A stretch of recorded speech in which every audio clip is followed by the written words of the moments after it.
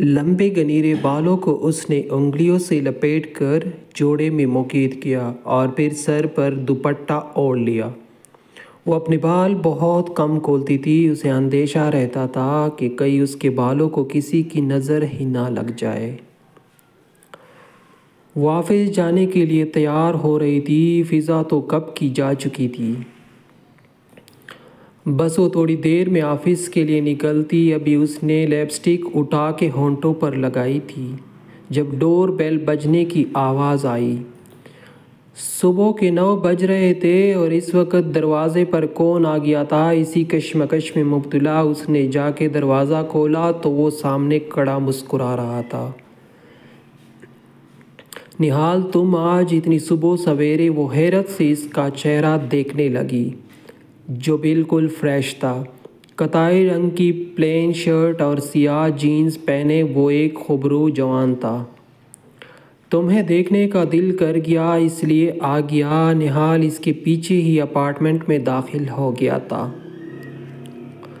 روشنی اسے اپنے کمرے کی طرف لے کر چلی گئی۔ اب بتائیے جناب، کام دھندہ نہیں ہے کچھ جو صبح سویرے یہاں نظر آ رہے ہیں؟ کمرے میں آنے کے بعد وہ سینے پر ہاتھ باندھے ایک اداسی بولی۔ اس کی آنکھوں میں ایک الگ سی چمک تھی جو باران خان کے سامنے ہونے پر مدھم پڑ جاتی تھی، جبکہ نہال کو دیکھ یہ چمک مزید بڑھ جاتی۔ میری زندگی ہو تم، دل کرتا ہے صبح اٹھوں تو تمہیں اپنے پاس دیکھوں، لیکن یار مجبور ہوں، تمہاری وجہ سے ہی تم سے دور ہوں۔ نہال اس کے قریب آیا اور پھر محبت سے اس کا چہرہ دیکھنے لگا۔ اس کی بات سن کر روشنی بھی تلخ سا مسکرا دی۔ وہ خود کون سا چاہتی تھی اس سے دور رہنا، بس خود بھی مجبور تھی۔ روشنی، تم واپس گھر آ جاؤ یار، ممی پاپا تمہیں بہت مس کرتے ہیں۔ جب سے تم یہاں آئی ہو وہاں ہمارے گھر میں سناٹا چھا گیا ہے۔ نہال اب اس سے منتیں کرنے لگا۔ نہال، تم جانتے ہو نا میں کس وجہ سے اس اپارٹمنٹ میں رہتی ہوں؟ مجھے بھی تم سب کی بہت یاد آتی ہے اور تم فکر نہیں کرو، مجھے واپس اسی گھر میں تمہارے پاس تمہاری دلہن بن کے آنا ہے۔ روشنی نے بھی اسے نرمی سے سمجھاتے اس کا حوصلہ بڑھانا چاہا۔ جانتی تھی وہ بہت اداس ہیں، اور اداس کیوں نہیں ہوتا، بچپن سے اس کے ساتھ پلا بڑھتا تھا۔ وہ دونوں ایک دوسرے کو بچپن سے پسند کرتے تھے، جو جوان ہوتی ہی یہ پسند محبت میں بدل گئی۔ لیکن پھر ایک دن ان دونوں کے درمیان ایک تیسرا آ گیا جس کا نام تھا باران خان۔ روشنی کے ماں باپ اس کے بچپن میں ہی کسی دشمنی کی وجہ سے مار دیے گئے تھے۔ وہ اپنے بابا کے دوست اظہر انکل کے ہاں رہتی تھی جن کا بس ایک ہی بیٹا تھا، نہال۔ اظہر انکل اور ان کی بیوی نے بہت محبت و شفقت نے روشنی کو پالا تھا، لیکن اب باران خان کی وجہ سے اسے ان کا بھی گھر چھوڑنا پڑا۔ وہ نہیں چاہتی تھی کہ باران خان کو نہال یا اس کی فیملی کے متعلق بنگ بھی پڑے۔ روشنی میری جان، چھوڑ دو نا ساری ضد، اپنا انتقام اللہ پر چھوڑ دو، بہترین انصاف کرنے والا ہے۔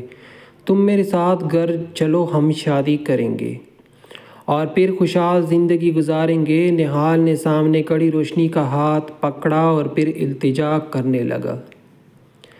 اس کی بات سن کر روشنی نے تڑپ کر اسے دیکھا۔ جتنی محبت نہال اس سے کرتا تھا وہ اس سے کئی زیادہ محبت نہال سے کرتی، لیکن محبت کو پیروں کی جکڑیاں بنا کے وہ اپنا انتقام نہیں بھول سکتی تھی۔ کیسے چھوڑ دوں نہال، تم نے کتنی آسانی سے بول دیا کہ چھوڑ دو، ان لوگوں کو چھوڑ دو جنہوں نے میرا بچپن یتیم کر دیا، میرے ماں باپ کو دردناک موت دی، یا پھر میری وہ 6 ماہ کی بہن، اس معصوم کا کیا قصور تھا جو ان کی دشمنی کی نظر ہو گئی۔ میری آنکھوں میں میری ماں کا سسکتا چہرہ آتا ہے۔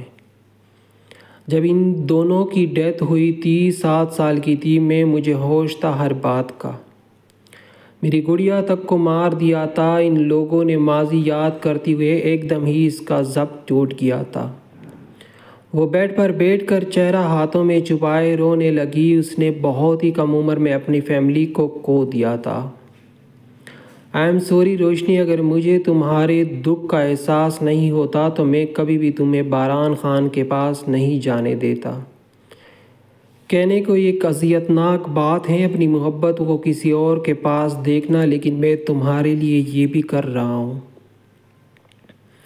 بس میرا بھروسہ کبھی نہیں توڑنا۔ بدلے کی اس لڑائی میں تم مجھے بھول کر باران خان سے محبت نہ کر بیٹھنا۔ میں جیتے جی مر جاؤں گا یار۔ نہال نے اس کے ہاتھ چہرے سے ہٹائے اور پھر انگلیوں کے پروں سے اس کے آنسو صاف کرنے لگا۔ میں تمہیں کیسے بھول سکتی ہوں نہال، تم میری محبت ہی نہیں میرا عشق ہو۔ تم تو میرا سہارا ہو بچپن سے اب تک، تم نے ہی تو مجھے سنبھالا ہے۔ میں تمہارے ساتھ بے وفائی کا سوچ بھی نہیں سکتی۔ باران خان صرف میرا دشمن ہے، وہ میرا دوست بھی کبھی نہیں بن سکتا۔ میں نے وعدہ کیا ہے نا تم سے، جس دن میں اپنے مجرموں کو اختتام کر دوں گی اس دن ہم دونوں شادی کر لیں گے۔ روشنی نے بھی سرخ آنکھوں سے اس کی آنکھوں میں محبت سے دیکھا تو نہال پرسکون ہو گیا۔ مجھے اپنی محبت اور تم پر پورا یقین ہے، بس اس باران کے قریب مت جانا۔ میں برداشت نہیں کر پاؤں گا۔ نہال نے اپنا خدشہ ظاہر کرتے اس سے التجا کی تھی۔ باران خان جیسے انسان کی دسترس میں روشنی کو وہ کبھی برداشت نہیں کر سکتا تھا۔ وہ اب تک کا پہلا انسان تھا جو اپنی محبت کو کسی اور کے ساتھ اس لیے دیکھ لیتا تھا کیونکہ اس کی محبت اپنا انتقام لینا چاہتی تھی، اپنے مجرموں کو سزا دینا چاہتی تھی۔ میں باران خان سے شادی کے لیے تیار تو ہوں، لیکن اس سے شادی نہیں کروں گی۔ بہت غرور ہے نا اسے خود پر، اس کا یہ سارا غرور کرچی کر دوں گی۔ روشنی کے لہجے میں بڑی پختگی تھی، اس کے ارادے بڑے مضبوط تھے۔ جانتی تھی کہ وہ کر رہی تھی وہ بہت رسک والا کھیل تھا، لیکن اگرچہ وہ یہ کھیل نہیں کھیلتی تو ساری زندگی اسے چین نہیں ملتا۔ تمہارے لیے چائے بناؤ، رونے کی وجہ سے روشنی کی آنکھیں اور ناک سرخ ہو گئی تھی۔ نہال کو بہت پیاری لگی۔ اس وقت وہ روتی ہوئی کوئی چھوٹی بچی ہی لگ رہی تھی۔ اس کا لہجہ نم تھا، بہت ٹوٹا سا۔ نہیں بابا، میں بس آفس کے لیے نکل رہا ہوں، لیٹ ہو جاؤں گا، اور مجھے لگتا ہے تم بھی آفس کے لیے ریڈی ہو تو آؤ میں تمہیں پک کر دوں۔ نہال بولتی ہوئے بیڈ سے اٹھ کر کھڑا ہو گیا۔ تب ہی ڈور بیل بجنے کی آواز سنائی دی۔ یا میرے خدا، کون آ گیا؟ ڈور بیل کی آواز سن کر روشنی گھبرا سی گئی۔ کیا ہو گیا؟ اتنا کیوں ڈر رہی ہو جانو؟ جاؤ دروازہ کھولو۔ نہال نے اس کے کندھے پر ہاتھ رکھ کر اسے سمجھانے کی کوشش کی تو اثبات میں سر ہلاتی دروازے کی طرف بڑھ گئی۔ اس کا دل بس یہی دعا کر رہا تھا کہ دروازے پر باران خان نہ ہو۔ اگر باران یہاں نہال کو دیکھ لیتا تو اس کا سارا کھیل خراب ہو جاتا۔ اس نے ڈرے ہوئے دروازہ کھولا، لیکن اگلے ہی پل وہ پرسکون ہو گئی۔ دروازے پر چوکیدار کھڑا تھا جو مینٹیننس کے پیسے لینے آیا تھا۔ کافی دیر تک جب روشنی کمرے میں نہیں آئی تو نہال خود ہی باہر آ گیا۔ روشنی اندر کمرے میں پیسے لینے کے لیے جانے لگی۔ جب نہال نے اسے روک دیا اور خود ہی اپنے والیٹ سے پیسے نکال کر چوکیدار کو دے دیے۔ چوکیدار تھا، اور تم اتنا کیوں گھبرا رہی تھی؟ نہال تجسس سے اس کا چہرہ دیکھ کر استفسار کرنے لگا۔ مجھے لگا باران ہے۔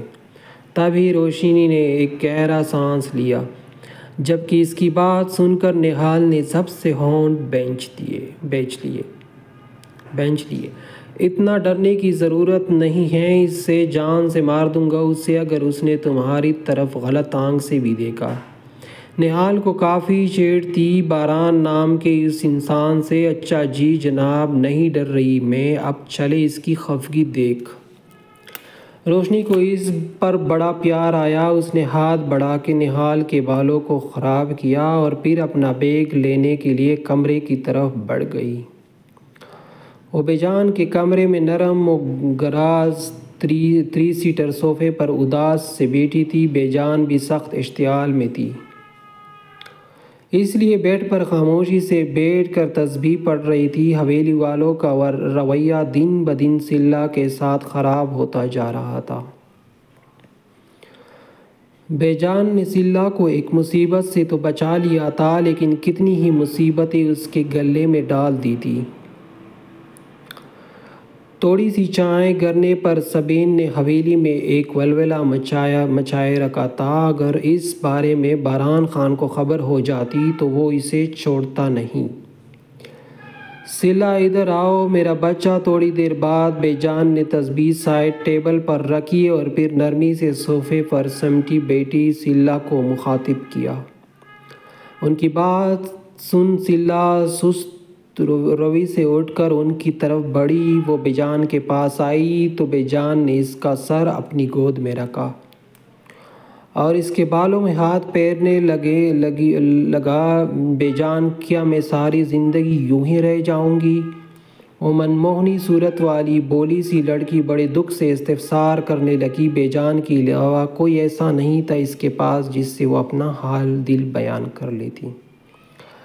نہیں بیٹا، اللہ سے اچھی امید رکھو، وہ سب ٹھیک کر دیتا ہے۔ وہ اپنے بندے کو کبھی بے آسرا نہیں چھوڑتا۔ دیکھنا، مجھے یقین ہے ایک دن باران کے دل میں تمہارے لیے محبت پیدا ہو جائے گی۔ بے جان نے نرمی سے اس کے بال سہلاتے اس کا حوصلہ بڑھایا۔ بے جان، مجھے بہت ڈر لگتا ہے بڑے خان سے، میں ان کے ساتھ کیسے رہوں گی؟ سلا کی آنکھوں میں آنسو آ گئے تھے جو بے جان کے دامن کو بھگونے لگے۔ سلا بچہ، تم پڑھائی شروع کرو۔ باران کتنا پڑھا لکھا ہے نا، اور تم صرف میٹرک پاس ہو۔ تمہیں خود کو اس کے معیار تک لے کر آنا ہے۔ دیکھنا پھر وہ تمہارے ساتھ کیسا ہو جائے گا۔ اچھے سے دل لگا کر پڑھائی کرو، اپنا خیال رکھو۔ نکاح کے 2 بول میں بڑی طاقت ہوتی ہے۔ بے جان کی بات سن کر وہ سعادت سے اٹھ کر بیٹھی۔ بے جان، اگر پڑھنے لکھنے سے میری زندگی بہتر ہو سکتی ہے تو میں ضرور پڑھوں گی۔ آپ چلے گی میرے ساتھ کل کالج میں داخلہ کرانے؟ بے جان کی باتیں اس کی سمجھ میں آنے لگی تھی، اس لیے فوراً راضی ہو گئی۔ ضرور میرا بچہ۔ اس کی بات سن کر بے جان نے فوراً ہاں میں بھر لی تھی۔ وہ سلا کو کبھی بھی کسی بھی موڑ پر اکیلے نہیں چھوڑ سکتی تھی۔ وہ ریولنگ چیئر پر پشت ٹکائے بیٹا جول رہا تھا۔ سامنے ٹیبل پر لیپ ٹاپ کھلا رکھا تھا جس کی اسکرین پر روشنی تھی۔ لیپ ٹاپ کے بالکل برابر میں فائلز کا ڈھیر لگا تھا۔ وہ اس آفس کا باس تھا، لیکن پھر بھی زیادہ تر کام خود ہی سر انجام دیتا۔ وہ محنت کرنے کا عادی تھا اور اس محنت و مشقت کی بدولت آج اس کے بزنس کی جڑیں کئی ملکوں میں پھیلی ہوئی تھی۔ وہ بہت خوشحال و مطمئن زندگی بسر کر رہا تھا۔ اس کے دماغ پر کوئی بوجھ نہیں تھا، زندگی میں سکون ہی سکون تھا۔ اسے محبت کی طرف سے بھی کوئی درد نہیں ملا تھا۔ اس نے روشنی کو چاہا اور روشنی اس کی ہو گئی تھی، لیکن بے جان نے اس کا نکاح سلا سے کروا کے اس کی اچھی خاصی پرسکون زندگی میں زہر گھول دیا تھا۔ یہ پہلی بار تھا کہ اس کے سامنے کام کا ڈھیر رکھا ہوا تھا، لیکن اس کا کام کرنے کا دل نہیں چاہ رہا تھا۔ وہ کسی گہری سوچ میں گم تھا اور اس سوچ کا نام تھا سلا۔ وہ دکھنے میں جتنا بھی سخت دل اور سنکی تھا، لیکن اس کا دل کہیں نہ کہیں سے نرم ضرور تھا۔ اس وقت وہ یہی سوچ رہا تھا کہ بے جان نے سلا کا اس سے نکاح کر کے سلا کی زندگی خراب کر دی ہے۔ وہ ایک جیتی جاگتی لڑکی سے اس کی زندگی نہیں چھین سکتا تھا، اور پھر وہ لڑکی اس کے بھائی کی محبت بھی تھی۔ اسے تو یہی پتہ تھا کہ سلا اور حیدر ایک دوسرے کو پسند کرتے ہیں۔ اس نے سوچ لیا تھا کہ حیدر کے پاکستان آنے سے پہلے وہ سلا کو اس رشتے سے آزاد کر دے گا۔ ٹیکنیکل یونیورسٹی آف میونخ میں اس وقت اسٹوڈنٹس کی چہل پہل تھی۔ کچھ اسٹوڈنٹس کو ریڈور میں نظر آتے تو کچھ لائبریری میں بیٹھ کر کتابوں میں گھومتے۔ کچھ کلاس رومز میں تھے اور کچھ کیفیٹیریا میں بیٹھ کر مزیدار پکوانوں سے لطف اندوز ہو رہے تھے۔ وہی آڈیٹوریم کے عقبی حصے میں وہ دیوار سی ٹیک لگائے بیٹا گمسم دکھائی دے رہا تھا۔ اسے میونخ آئے کئی دن گزر گئے تھے لیکن ابھی تک اس کا یہاں دل نہیں لگا تھا۔ مومنہ اس کے ساتھ ہی جرمنی آئی تھی، لیکن اس کی اور مومنہ کی حویلی میں کبھی بنتی نہیں تھی، اس لیے یہاں بھی دونوں کے درمیان کچھ زیادہ رابطہ نہیں تھا۔ میونخ میں مومنہ کی خالہ رہائش پذیر تھی، اس لیے مومنہ کو ہاسٹل کی ضرورت نہ پڑی۔ حیدر اور مومنہ دونوں ہی کم عمر تھے، اس لیے ہاشم نے ان دونوں کو مومنہ کی خالہ کے گھر رہنے کے لیے کہا تھا، لیکن یہاں آ کے حیدر نے ہاسٹل کا ہی انتخاب کیا۔ پردیس میں اپنوں سے دور رہنا بہت مشکل ہوتا ہے اور یہی حال حیدر کا تھا۔ اسے گھر والے اور خاص طور پر سلا بہت یاد آ رہی تھی۔ وہ اپنی سوچوں میں گم تھا جب جامنی رنگ کے ترکش طرز کے اسکارف میں مقید آیات اس کے برابر میں آ کے بیٹھ گئی۔ اس کی آہٹ سے حیدر کی سوچوں کی تنابیں ٹوٹی اور وہ سیدھا ہو کے بیٹھ گیا۔ کافی دنوں سے نوٹ کر رہی ہوں، تم کافی اداس دکھتے ہو۔ اس دن کے بعد مجھ سے ملنے بھی نہیں کوئی بات ہے تو تم مجھ سے شیئر کر سکتے ہو۔ گلاب کے پھول کی طرح کھلی ہوئی آیات بڑی اپنیت سے پوچھنے لگی۔ نہیں ایسی کوئی بات نہیں، حیدر نے بیزاریت سے مختصر سا جواب دیا۔ میں یہاں اکیلی ہوں اور میری کوئی فرینڈ بھی نہیں ہے تو تم میرے فرینڈ بنو گے؟ آیات نے دوستانہ رویے میں کہتے اس کے آگے دوستی کے لیے ہاتھ بڑھایا تھا۔ حیدر نے چونک کر اس کا بھولا سا چہرہ دیکھا۔ وہ اس معصوم لڑکی کا دل نہیں توڑنا چاہتا تھا، اس لیے خود بھی ہاتھ بڑھا کے اس سے ہاتھ ملا لیا۔ گڈ، اب ہم دوست ہیں تو چلو بتاؤ کہ کیوں اداس ہو؟ آیات فوراً ہی اس سے بے تکلف ہو گئی۔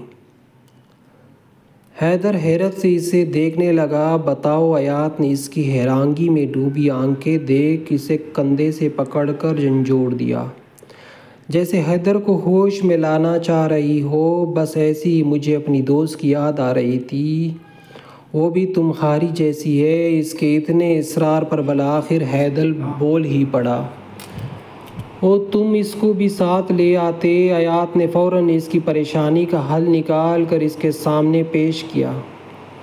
اس کو پڑھنے کا شوق نہیں ہے، حیدر نے کندھے اچکا کے جواب دیا۔ تو یہ بات سن کر آیات کی آنکھیں حیرت سے پھیل گئی۔ ہم یعنی کہ تمہاری دوست ذرا سی ڈفر ہے، لیکن کوئی نہیں، تمہاری دوسری دوست بہت جینیس اور پڑھے لکھنے کی شوقین ہے۔ آیات شوق سے اسے بتانے لگی، میری نظر میں وہ اس دنیا کی سب سے ذہین لڑکی ہے۔ حیدر کو آیات کا سلا کے لیے یوں بولنا اچھا نہیں لگا، اس لیے فوراً تصحیح کی۔ تو تم اس کو کال کر لو۔ آیات نے بنا برا منائے فوراً سے دوسرا حل پیش کیا۔ اس کے پاس فون نہیں ہے یار، حویلی والے اسے فون یوز کرنے نہیں دے رہے۔ حیدر افسردگی سے بتانے لگا، کیا مطلب تمہاری دوست حویلی سے بلوئنگ کرتی ہے؟ مطلب میں نے سنا ہے یہ حویلیوں والے لوگ بہت ظالم جابر ہوتے ہیں، ان کے گھر کی لڑکیاں تو گٹ گٹ کے مر جاتی ہیں۔ آیات بے ساختہ ہی بول پڑی، جبکہ اس کی بات سن بے ساختہ حیدر کو ہنسی آ گئی۔ میڈم صرف میری دوست ہی نہیں بلکہ میں بھی حویلی میں رہتا ہوں۔ وہ فوراً سے آیات کو تفصیل بتانے لگا۔ اس کی بات سن کر آیات کی آنکھیں یوں پھٹی جیسے چوری پکڑی گئی، جبکہ اس نے زبان دانتوں تلے دبا لی۔ او مائی گاڈ، تم حویلی میں رہتے ہو، لیکن تم تو کیسے بھی ایسے ظالم نہیں لگتے۔ تمہاری دوست تمہاری کزن بھی ہوگی جب ہی تمہارے ساتھ رہتی ہے۔ آیات اپنا دماغ لڑاتی بولنے لگی، ہاں ساتھ تو رہتی ہے لیکن کزن نہیں ہے۔ دراصل وہ بے جان کے کسی دور کے رشتہ دار کی بیٹی ہے، اس کے پیرنٹس نہیں ہیں، اس لیے ہمارے ساتھ رہتی ہے۔ اور ظالم تو میں نہیں ہوں، لیکن میرے بھیا بہت خونخوار بندے ہیں، بالکل ویسی ہی جیسا تم نے سنا ہے۔ حیدر اس کو فرصت سے ساری بات بتانے لگا، بٹ اب وہ آیات سے بے تکلفی سے بات کر رہا تھا۔ اس سوچ سیٹھ سلّا کے بارے میں جان کے آیات کافی اداس ہو گئی تھی۔ اس کی چمکتی ہوئی آنکھیں ایک دم ہی بجھ گئی۔ چلو میں لائبریری جا رہا ہوں، پھر ملاقات ہوگی۔ حیدر اپنا بیگ تامے وہاں سے اٹھ کھڑا ہوا تھا۔ سنو حیدر، شام میں میرے ساتھ پینے کو تیگ ڈیر ماڈرن چلو گے؟ وہ بھی اپنا بیگ کندھے پر لٹکا کے اٹھتی ہوئی استفسار کرنے لگی، یہ کس بلا کا نام ہے؟ حیدر تجسس سے پوچھنے لگا، یہ کہ آرٹ گیلری ہے۔ یہ گیلری جدید آرٹ ڈیزائن اور گرافک ڈیزائنز کے لیے مختص ہے۔ یہاں ہمیں آرٹ، مجسمات، انسٹالیشنز اور مختلف ڈیزائن کی نمائشیں دیکھنے کو ملے گی۔ اب جب میونخ آ گئے ہیں تو یہاں کی مشہور جگہوں پر گھوم ہی لیتے ہیں۔ آیات نے اسے تفصیل سے پینے کو تیگ ڈر ماڈرن کے بارے میں بتایا تو حیدر کے سمجھ میں بھی آ گئی۔ ٹھیک ہے، شام میں تمہارے ہاسٹل کے باہر ملتے ہیں۔ وہ مسکرا کے اسے دیکھتا لائبریری کی طرف بڑھ گیا۔ سبین بیڈ پر لیٹی کرہانے کا ناٹک کر رہی تھی اور ساتھ ساتھ سلّا کو کوس رہی تھی، جس نے ان پر تھوڑی سی چائے پھینک کر اس کا جسم جلا دیا تھا۔ وہیں سے تھوڑے فاصلے پر عالیہ بیٹی اپنے ناخنوں پر نیل پینٹ لگا رہی تھی۔ باجی، آپ کو کیا لگتا ہے باران نے یوں اچانک سے سلّا سے نکاح کیوں کیا؟ نیل پینٹ کا برش ہاتھ میں لے کر عالیہ نے اپنے دماغ پر زور ڈالتے ہوئے اپنی بڑی بہن سے استفسار کیا۔ میرا بیٹا باران، اس منحوس کی شکل پر تو کے بنا یہ تو بے جان ہے جو اپنے بڑے ہونے کا فائدہ اٹھا رہی ہے۔ مجھے پورا یقین ہے بے جان نے مجبور کیا ہوگا میرے بیٹے کو اس نکاح کے لیے۔ سبین اپنا درد بھول کر اب سیدھی ہو کے بیٹی اور سخت لہجے میں سلّا کے متعلق زہر اگلنے لگی۔ ویسے باجی، ایسے کیا آفت آئی ہوگی جو بے جان نے یہ فیصلہ کیا؟ عالیہ نے اب نیل پینٹ اٹھا کے سائڈ ٹیبل پر رکھا اور اپنی بہن کے قریب آ کے بیٹھ گئی۔ مجھے تو لگتا ہے بے جان کو خبر مل گئی ہوگی کہ رحیم خان سلّا کے ساتھ کیا کرنے والا ہے، اس لیے انہوں نے سلّا کا نکاح کروا دیا تاکہ سلّا اس حویلی میں ہی رہے۔ سبین اپنا دماغ چلاتے ہوئے بالآخر حقیقت تک پہنچ ہی گئی تھی۔ بے جان کی وجہ سے ہمیں اپنی زمینوں سے ہاتھ دھونا پڑا۔ ویسے باجی، تمہیں کیا لگتا ہے بے جان کا کیا بلوچ قبیلے سے کوئی تعلق یا رابطہ ہے جو ان تک یہ بات پہنچ گئی؟ عالیہ نے بھی بال کی کال نکالنی شروع کر دی۔ ہاں، یہ تو میں نے سوچا ہی نہیں۔ اگر بے جان کا دشمنوں سے کوئی تعلق ہے تو بے جان کو اس کی بہت بڑی قیمت چکانی پڑے گی۔ ویسے 25 سال پہلے جو ہوا تھا، اس کے بعد بے جان کا ان لوگوں سے تعلق طے نہیں ہونا چاہیے۔ سبین نے بھی اپنی رائے کا اظہار کیا۔ ایک کام کرتی ہوں، بے جان کی جاسوسی شروع کر دیتی ہوں، پھر پتہ چل جائے گا کہ بے جان کے اندر چل کیا رہا ہے۔